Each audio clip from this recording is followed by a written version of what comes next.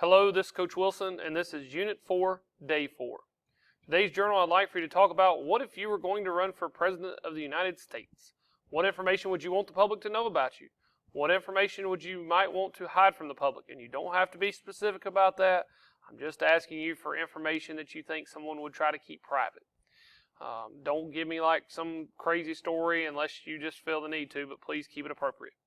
And then also, how would you prove you deserve the position and are better than your opponent? How would you portray your opponent during the campaign? Now, with any election, there are obviously those who, say things that are untrue. There are things that people try to bring out. Just try to be as specific as you can. There is no right or wrong answers there. Just make sure 5 to 6 sentences.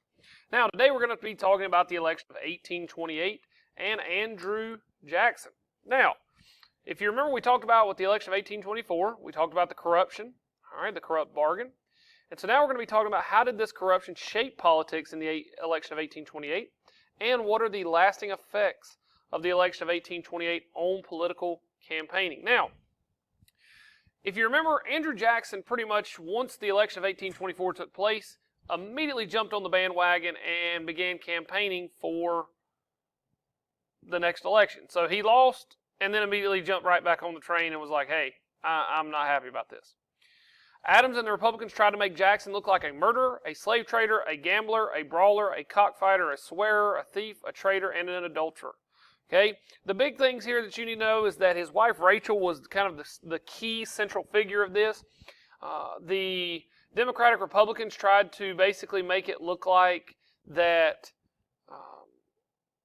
Jackson was that Rachel, his wife, was a bigamist, and that she had been married, which she had, and had never divorced her husband, which Jackson and her did not realize when they tried to get married. And so, in reality, it was just a mistake, but they really, really put her, through the ringer because of this. And so much so that the public disgrace, so to speak, really hurt her, and she got really sick shortly thereafter and died. And I don't think Jackson ever quite forgave the people who had caused his Rachel such pain, but it really upset him that people talked about his wife. The Democrats countered, and they tried to push that Jackson was this, or that Adams was this, elaborate, just spending money. He's pimping out for the Tsar of Russia.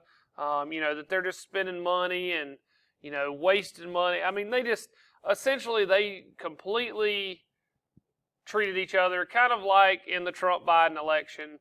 They say whatever they can say about each other to make the other look like an idiot. And that's the simplest way to put it. Now, just to make sure, one thing I want to make sure I correct is Andrew Jackson was a Democrat. I always get that mixed up because this is kind of the time where the political parties are starting to change. But he was a Democrat, and John Quincy Adams was a Democratic Republican. Okay, so just to kind of clear that up there real quickly. But Jackson used these new techniques to campaign. Like I said, he tried to have barbecues. He had these bands playing. He had posters and slogans and campaign symbols. He really modernized campaigning. If you look at campaigning in the 21st century, and then you go back and you look at what he did here, he really kind of set the stage of how a president or a candidate campaigns for their presidency or for any public office. During the election, Andrew Jackson is going to use the nickname Old Hickory, which he had gained from the War of 1812. And it's said that he gained this nickname because they were, and this is how the story goes, that they were walking along a trail during the War of 1812, and some old boy was hurting, and Andrew Jackson got off his horse and put the man up on the horse and walked the rest of the way and let that man have his horse. And some soldier that was following him said, "That look at old Jackson. He's tough as an old hickory," talking about like the hickory tree. So whether that's true or not, he had the nickname Old Hickory. It's what everybody called him in that time period. But as Jackson had his campaign methods, So did John Quincy Adams and the Democratic Republicans. And they're actually going to say that Andrew Jackson was this murderer. And they put out this little pamphlet basically saying that he murdered these 6 men as well as others during the War of 1812. And actually what had happened was he had had a few deserters and that were in the militia, and he had executed them legally, like they had been legally found guilty of deserting. However, that's a little bit, in today's society, I think we would have found that a little harsh, but in those times, it was just kind of the way things were. Andrew Jackson is going to win the election, and he will be the first president born west of the Appalachian Mountains.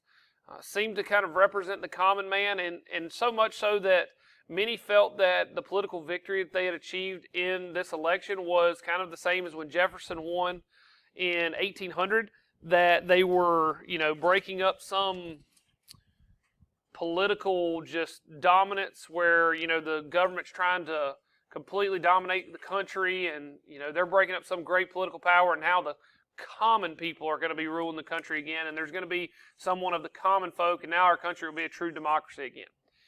Whether that's true or not, Andrew Jackson was as much a government-oriented president as there ever was. He made the executive branch much stronger in what he did, and you'll see as we go through, he made a lot of policies during his presidency. He was very effective in regards to passing those policies, even though they weren't always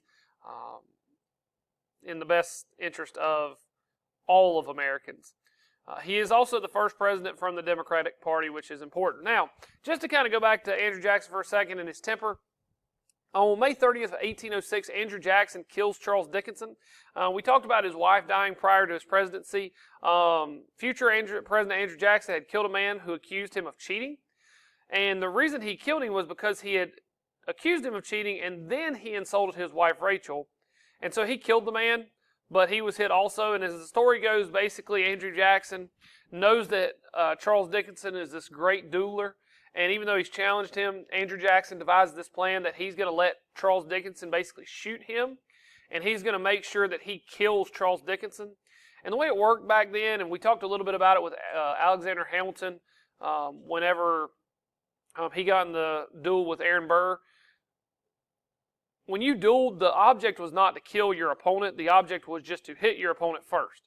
And that was kind of like a sign of dominance, I guess you could call it. In this case, Andrew Jackson was trying to kill this guy. Like, he let the bullet hit him so that he could aim and shoot this guy in the head. Like, or in the body, whatever you want to say. Regardless, he shot him somewhere to make sure that he killed him. So, I said all that to say this. When you think about Andrew Jackson, he's cutthroat. And that's kind of the reason I have that there, is to show you that when we get through the next 2-3 days of notes, Andrew Jackson just did not play around, and in some people's eyes, he's a president that we should not even talk about, that he's guilty of a ton of atrocities, but he did do a lot for our country during his time in office. He just also did some bad things. But during this time, one thing that helped Andrew Jackson get elected in the election of 1828 was suffrage had changed. All right, the right to vote had been expanded to multiple voters because they had dropped a lot of the requirements of landowning. And so more men could vote, which meant more of the quote-unquote common man who saw Andrew Jackson and the Democrats as, that's their party. They support us as common people. During their campaign, Andrew Jackson had pretty much avoided any type of talk about slavery because he knew that in order to carry the New England states and some of the southern states, he would not be able to talk about that issue, or he would lose one side or the other. Pretty smart from a presidential candidate to not talk about things that he knows he's going to lose votes for. Once again, brings me back to my point about look at 21st century campaigning and presidential elections. Andrew Jackson was ahead of his time in campaigning. He realized that I can't talk about how I really feel about some of these things, or people aren't going to vote for me. Okay? Now, we also see the first appearance of the Democratic donkey, and I'm going to read this little short bit to you I've put here. Jackson rides it. Van Buren follows it. Okay, Van Buren's going to be his second vice president. John C. Calhoun will be his first, but we'll talk about that later. The distribution of surplus and pet banks had far-reaching effects, particularly in the western part of the country. The new banks issued wildcat currency, and with the inflated money, speculation in land was booming. To stop it, Jackson issued specie circular, which we'll talk about, which demanded hard currency, gold or silver, for payments on land from the public reserves. Now, I read all that to tell you this. Jackson is going to be a very iconic president as we go forward, and he's going to be one of the only presidents to actually get us out of debt, to where there is no national debt at the end of his presidency. Jackson's advisors were filled in the cabinet. They were his friends, and he pretty much put guys in there that weren't typically what you would consider politicians, okay? But he gave jobs to the people that had supported him, and this comes to be known as the spoils system. And you'll see this kind of being influence in presidents' lives for the next 80 years, all the way up until we get to American II, and we talk about the Ohio gang. But we'll get to that in American history too. But with that said, Andrew Jackson gave jobs to people that supported him. He also had a nickname for this group that was called the Kitchen Cabinet, because they didn't look like politicians, so they generally tried to sneak them in through the White House kitchen to see Jackson, to ensure that he could get them in there without anyone knowing about them or seeing them prior to their appointment. But regardless, he put his closest friends as his private advisors. Now, you can see him riding the pig here. You can see it says, "To the victor belong the spoils." And this political cartoon kind of represents what a lot of people saw as Andrew Jackson's presidency, which is he appealed to the common man, and he took advantage of a political system that was not quite as organized as it will be later on. And even then, even to this day, it's still not organized in how we elect candidates in some ways. But many believe that he had used fraud, bribery, and had plundered the United States of its resources, going all the way back into the War of 1812, talking about how, and we didn't talk about this, but him invading in Florida in the Seminole War, and, which pushed us to gain Florida. So there's a lot of things that Jackson has been a part of, and to be honest with you, of all the people that we study, he's definitely got some things you can really get into and delve deep into in regards to what he did, etc.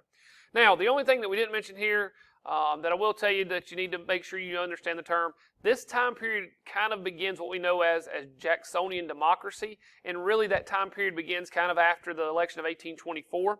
But we'll talk more about that in day 5. But for now, answer these 2 questions. Make sure you're keeping up with your notes and your vocabulary, and here are your 3 vocabulary words for the day. If you have any problems, please let me know. If not, I'll talk to you soon.